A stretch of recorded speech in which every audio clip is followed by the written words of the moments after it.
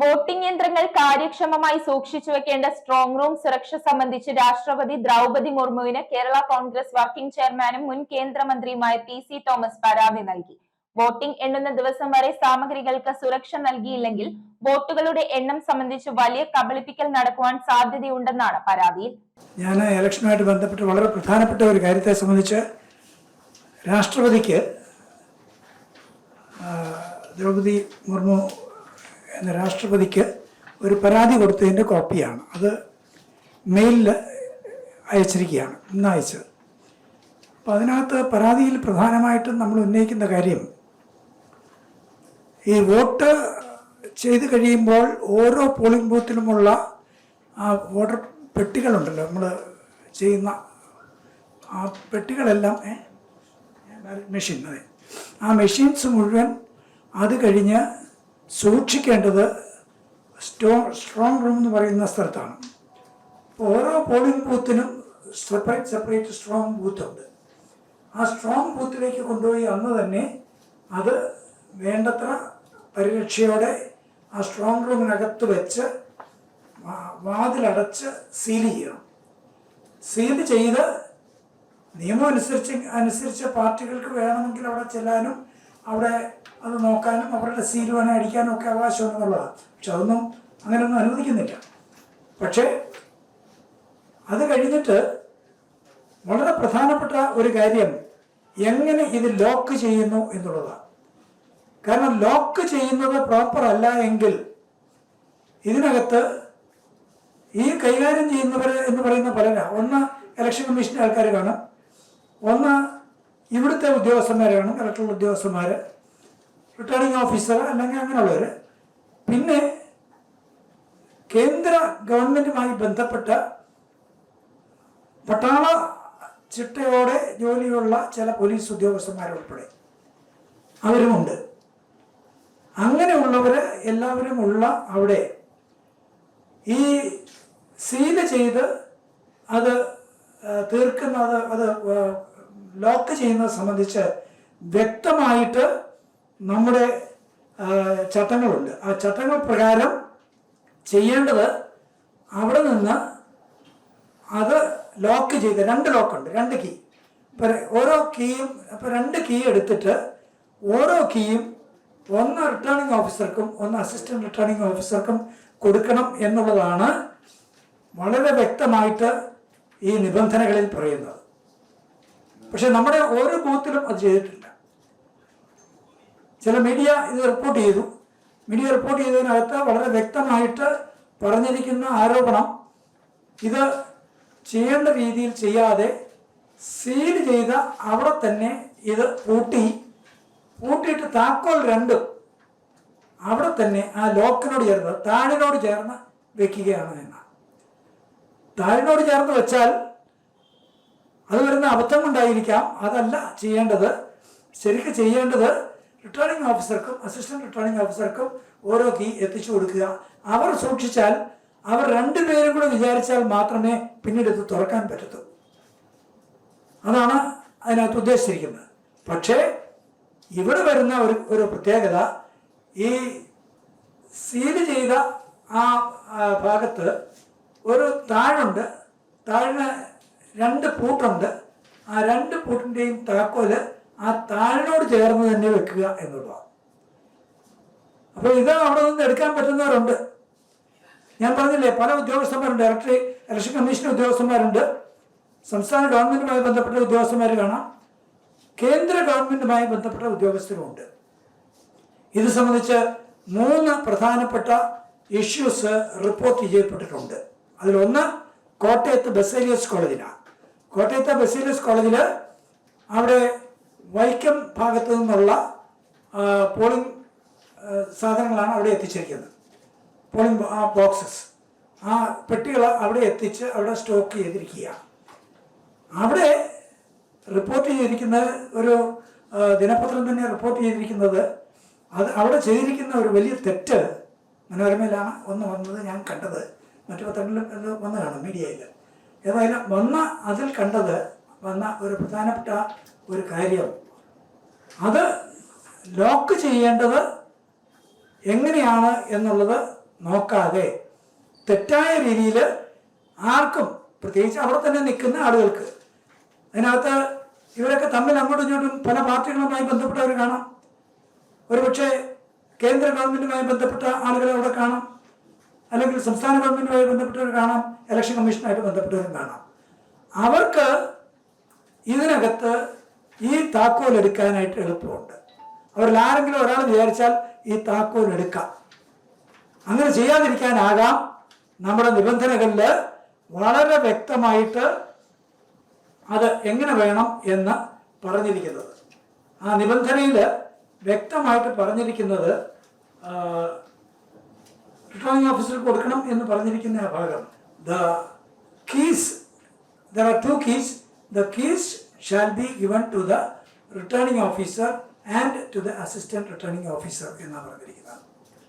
പക്ഷേ ഇവിടെ അത് ചെയ്യാതെ മറിച്ച് അവിടെ തന്നെ ആ ടാഗിനോടൊപ്പം മാത്രം ചേർത്ത് വെച്ചാൽ വരാവുന്ന അപകടത്തിൽ പെട്ട 3 പ്രശ്നങ്ങൾ മീഡിയ റിപ്പോർട്ട് ചെയ്തത് ഞാൻ കണ്ടു. അതിലൊന്ന്, കോട്ടയത്ത് ബെസേലിയസ് കോളേജിൽ അവിടെ വൈക്കത്തു നിന്നുള്ള പെട്ടികൾ അവിടെ സ്റ്റോക്ക് ചെയ്തിരുന്ന ആ സ്റ്റോറേജ് പ്ലേസിൽ റൂമിൽ ഇതുപോലെ ഉള്ള പൂട്ട് തുറക്കാതിരിക്കാനായിട്ട് കളക്ടർക്ക് പരാതി കിട്ടിയതനുസരിച്ച് കോട്ടയം ഡിസ്ട്രിക്ട് കളക്ടർ അവിടെ വന്ന് നോക്കിയിട്ട് കളക്ടർ തന്നെ പറഞ്ഞു ഇങ്ങനല്ല ചെയ്യേണ്ടത്, ഇത് ചെയ്യേണ്ടത് മറ്റേ രീതിയിലാണ് എന്ന് പറഞ്ഞ് കളക്ടർ തന്നെ അത് ചെയ്യിക്കുകയാണ് ഉണ്ടായത്.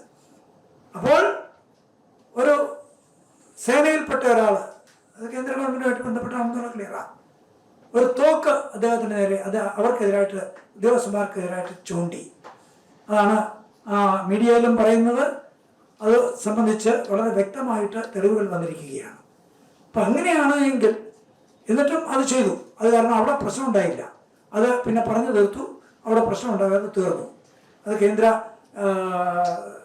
ഉദ്യോഗസ്ഥന്മാരും അവിടെ ഇരുന്ന ഉദ്യോഗസ്ഥന്മാരും ഇലക്ഷൻ ഉദ്യോഗസ്ഥന്മാരും തമ്മിൽ പറഞ്ഞ് അവിടുത്തെ പ്രശ്നം തീർന്നു. അതുപോലെ തന്നെ ഏറ്റുമാനൂർ ഒരു സ്കൂളിൽ, ഏറ്റുമാനൂർ അവിടുത്തെ വോട്ടേഴ്സിൻ്റെ വോട്ട് ചെയ്ത ആ കാര്യങ്ങൾ ഉൾപ്പെടുന്ന ആ ബോക്സ് അത് സൂക്ഷിച്ചിരുന്നത് മറ്റൊരിടത്താണ്, കോട്ടയത്ത് തന്നെ വേറൊരു സ്കൂളിലാണ്, MD സെമിനാരി സ്കൂൾ എന്ന് പറയും. ആ സ്കൂളിൽ സൂക്ഷിച്ചിരിക്കുന്നതിനകത്തും വ്യക്തമായിട്ട് പറഞ്ഞിരിക്കുന്നത് അവിടെ ഈ പറയുന്ന രീതിയിൽ ചെയ്യുന്നതിന് പകരം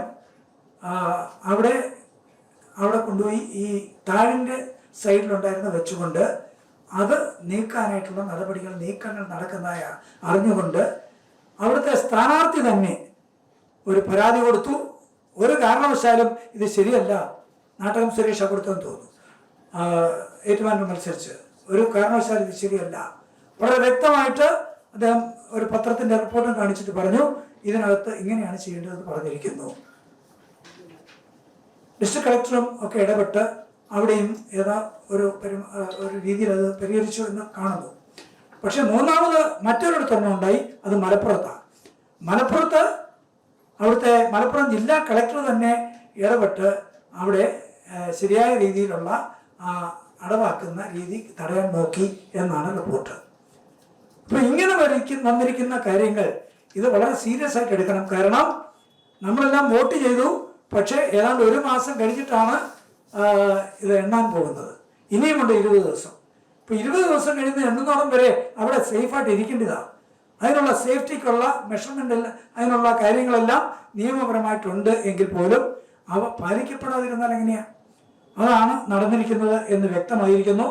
അങ്ങനെയെങ്കിൽ അത് സംബന്ധിച്ച് നടപടിയെടുക്കണം എന്ന് പറഞ്ഞുകൊണ്ടാണ് രാഷ്ട്രപതിക്ക് പരാതി കൊടുത്തിരിക്കുന്നത്. രാഷ്ട്രപതിക്ക് പരാതി കൊടുക്കാതെ ആർക്കാണ് കൊടുക്കുന്നത്? ഇതിനകത്ത് കേന്ദ്ര സർക്കാർ ഉൾപ്പെട്ടതായി ആയിരിക്കാം. കാരണം തോക്ക് ചൂണ്ടി എന്ന് പറയുന്നത് കേന്ദ്ര സർക്കാരുമായി ബന്ധപ്പെട്ട അവിടുത്തെ പോലീസ് ഉദ്യോഗസ്ഥന്മാരാണ്, അല്ലെങ്കിൽ മറ്റ് ബന്ധപ്പെട്ടവരും അതിനകത്തുണ്ടായിരിക്കും, ഇലക്ഷൻ കമ്മീഷൻ്റെ ആൾക്കാർ. അപ്പോൾ ആർക്കെതിരായിട്ട് എന്നുള്ളത് വ്യക്തമില്ലാത്തതുകൊണ്ട് പരാതി കൊടുക്കാനായിട്ട് ആർക്ക് കൊടുക്കും? ഇലക്ഷൻ കമ്മീഷന് പരാതി കൊടുത്തു. എനിക്കറിയാം, നാട്ടകം സുരേഷ് കൊടുത്തിരിക്കുന്ന ഇലക്ഷൻ കമ്മീഷനാണ്, കോട്ടയംകാരും ഇലക്ഷൻ കമ്മീഷൻ കൊടുത്തു. പക്ഷേ വേണ്ടത്ര പരിഹാരം ഉണ്ടായില്ല, പിന്നെ പറഞ്ഞു തീർത്തു എന്നുള്ളത് ശരിയാണ്. പക്ഷേ വ്യക്തത ഇല്ല. അതുകൊണ്ട് ഞാൻ കൊടുത്തിരിക്കുന്ന പരാതിയിൽ ഞാൻ ആവശ്യപ്പെട്ടിരിക്കുന്നത്, അവസാനം പ്രയർ ഇങ്ങനെയാണ് കൊടുത്തിരിക്കുന്നത്: voting machines in Kerala I will be grateful to you for your immediate favorable action by ordering an independent investigation regarding the safety of all electoral strong rooms in Kerala and to protect them from any move to misuse the voting machines therein. Bracketla, which may uproot the true results of the election, of the voters, of the votes polled by the voters of Kerala in the election which took place on 9/4/2026. ഇതിനകത്തൊരു ചെറിയ വശമുണ്ട്. 2026 എന്നിരിക്കുന്ന 2926 എന്നായിരിക്കുന്ന നിങ്ങൾക്ക് തന്നിരിക്കുന്നതിനകത്ത് ആ പശു ഒന്ന് തിരുത്തേണ്ടതായിട്ടുണ്ട്. 2926 അല്ല 2026. അത് കഴിഞ്ഞ് ഇങ്ങനെയോട് പറഞ്ഞിട്ടുണ്ട്, where counting will be late for several days. അങ്ങനെ പല ദിവസങ്ങളിൽ ലേറ്റ് ആകുന്നിടത്ത് എന്നും എടുത്ത് പറഞ്ഞിരിക്കുക. പിന്നെ and to make necessary corrections immediately. അപ്പം ഞാൻ ആവശ്യപ്പെട്ടിരിക്കുന്നത് ഇതിനകത്ത് രാഷ്ട്രപതി ഇടപെട്ട് ഒരു ഇൻവെസ്റ്റിഗേറ്റിംഗ് ഏജൻസിയെ വെച്ച് ഇൻവെസ്റ്റിഗേറ്റ് ചെയ്യണം. 1. 2, അത് കറക്റ്റ് ചെയ്യണം. ഇത് പ്രശ്നമുണ്ടെങ്കിൽ കറക്റ്റ് ചെയ്യണം. ഇത് ഒരിടത്തല്ലേ, നമ്മൾ 3 ഉള്ള എക്സാമ്പിൾ ഞാൻ പറഞ്ഞുള്ളൂ. പക്ഷേ ഇതുപോലെ പലയിടത്തും നടന്നിട്ടുണ്ടാവാം, ഉണ്ട് എന്നുള്ളതാണ് അറിവ്. അപ്പം അത് നടന്നിട്ടുണ്ട് എങ്കിൽ പലയിടത്തും ഈ വോട്ടർ ചെയ്തിരിക്കുന്ന വോട്ട് എടുത്ത് മാറ്റി ഏത് രീതിയിലും മാറ്റപ്പെടാനുള്ള സാധ്യതകൾ തള്ളിക്കളയാൻ പറ്റത്തില്ല. ഒരു ഇലക്ഷനെ സംബന്ധിച്ച് ഏറ്റവും വലിയ ഒരു ഡിഫക്റ്റായിട്ട് ഇത് കണ്ടേ പറ്റും. ഒരു സാധാരണ ഒരു മിസ്റ്റേക്ക് അല്ല, ഇതൊരു വളരെ ബോധപൂർവവും തെറ്റായ രീതിയിലും ചെയ്തിരിക്കുന്ന ഒരു വലിയ നീക്കമാണ് എന്നുള്ളത് കൊണ്ട് ഇതിന് വ്യക്തമായ നടപടി ഉണ്ടായേ പറ്റൂ. ഇതിനകത്ത് മീഡിയയിൽ വന്ന ഒരു റിപ്പോർട്ടിൽ വളരെ വ്യക്തമായി പറയുന്നു, വോട്ട് യന്ത്രങ്ങൾ സൂക്ഷിക്കുന്ന, എനിക്ക് ഡിസ്ട്രിബ്യൂട്ട് ചെയ്യാൻ പറ്റിയിട്ടില്ല, വോട്ട് യന്ത്രങ്ങൾ സൂക്ഷിക്കുന്ന സ്ട്രോങ് റൂമിൻ്റെ വാതിൽ സുരക്ഷാ ചട്ടങ്ങൾ പാലിച്ച് പൂട്ടുന്നതിനെ കേന്ദ്ര നിരീക്ഷകൻ എതിർത്തതിനെ തുടർന്ന്